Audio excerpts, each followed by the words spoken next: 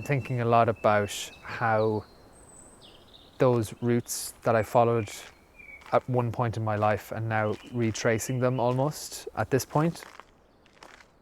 I'm kind of like, what's the connection between those two experiences?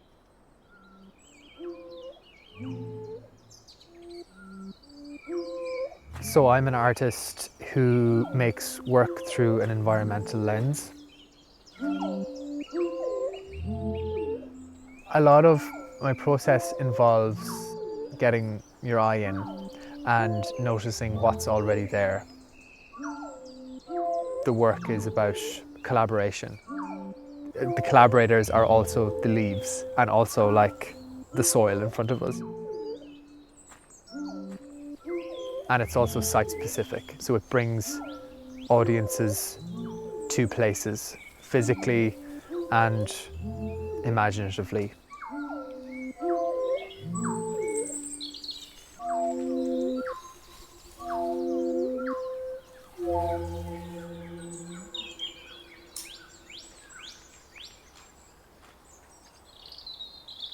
The project I'm currently working on is a piece about trees and about what a tree might have to say to us.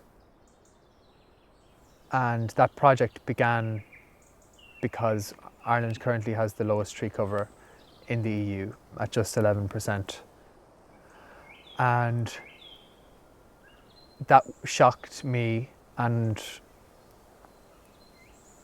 it shocked anyone I told. We're known as a very green country, but actually we're not at all. I'm interested in where the Irish forest went. Our forests were cut down. Why did that happen?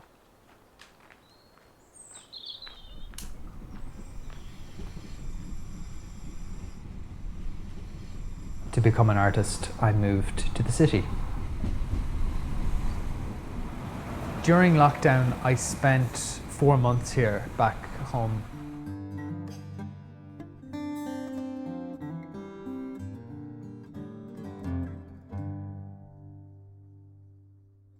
I think I was becoming more and more aware of how different my life had become to where I grew up. And I think subconsciously I was like, I need to go back, you know, I need to return.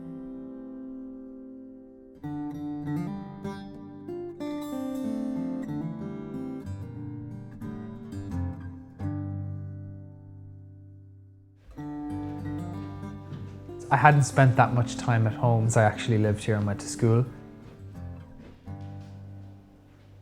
I felt like it was a deep breath. And I really connected back with my landscape, the one where I'm from.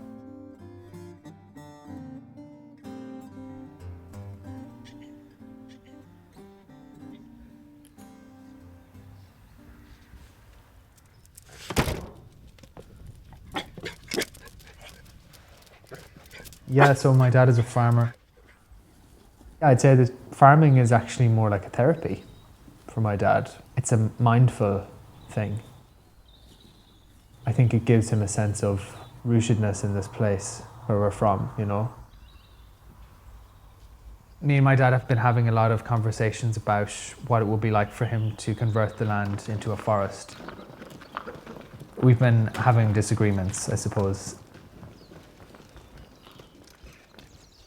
He doesn't want to do it because his dad, my granddad, farmed that land and it's been in their family for many, many generations. And so he doesn't want to let that land go.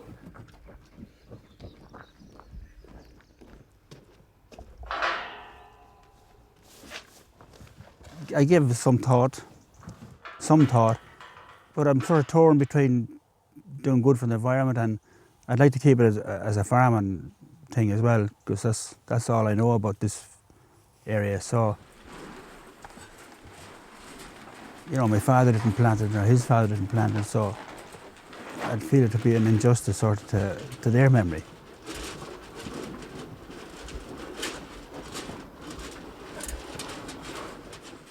I don't know, I feel part of this particular area. It's where I was born and reared. I was strong closeness to it.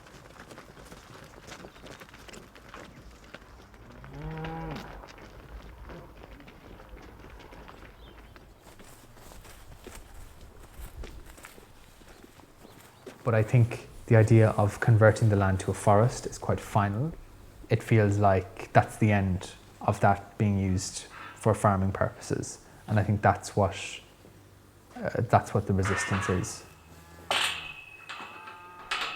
And I think it's my job as his son, and I suppose as possibly somebody who will end up living on this land eventually, to convince him that forestry is the way forward. The environmental impact would be phenomenal, you know, and it's about letting go of one legacy perhaps to create another one, to increase Ireland's tree cover.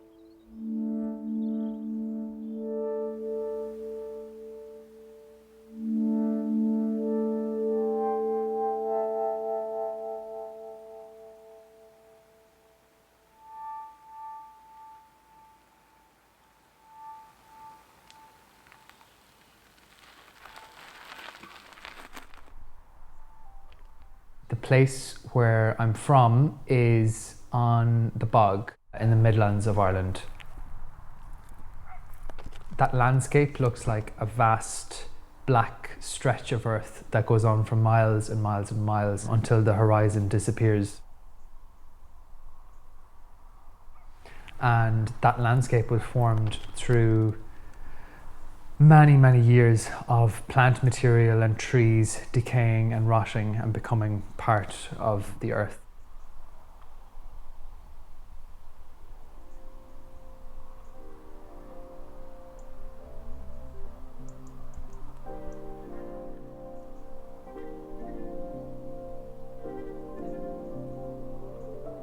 I think looking at this landscape of nothingness sort of allowed me to become imaginative.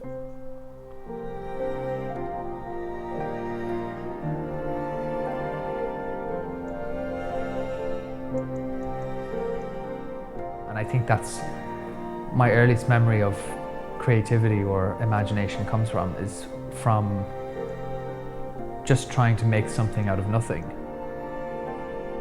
There's a lot of joy in, I suppose, reframing my place in the environment, you know, as a child, how I grew up with it, and now reframing it in the situation that we're in 2021, which I'm so aware of. This place is so important to me because it's where I grew up, it's home. There's definitely a connection between growing up in a place of nature and the work that I'm making now.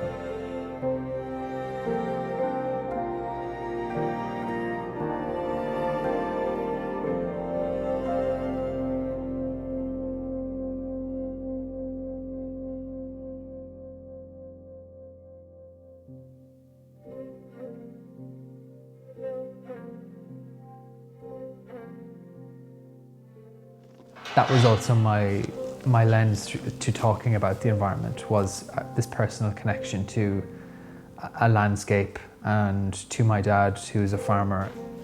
But it's also been very interesting because to have his context as a farmer and my context as an artist making work about the environment, you know, these two things coming together is very powerful. And also caused me a lot of reflection as well about the work that I was making in terms of who it's for. It's one of those really rare moments where I know exactly who it's for. It's for him and it's for other farmers, because private landowners are the future of Irish forestry. I feel really strongly that I have to keep convincing him.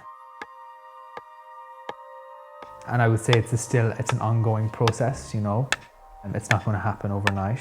He's not going to wake up in the morning and be convinced, but I think through slow conversations and ongoing conversations, hopefully a change will happen. I think he will come around eventually.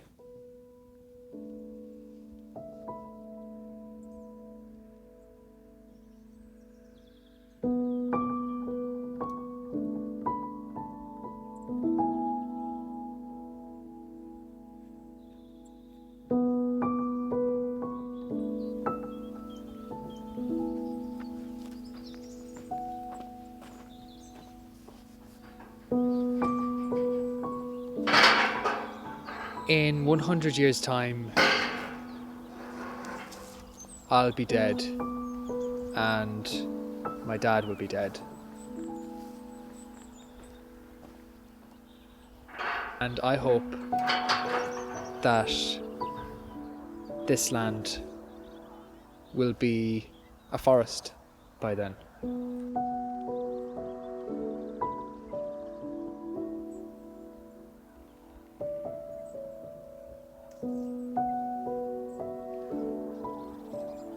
And at one point in time, this place was a forest. And over time, the forest disappeared. The trees were taken down for agricultural purposes.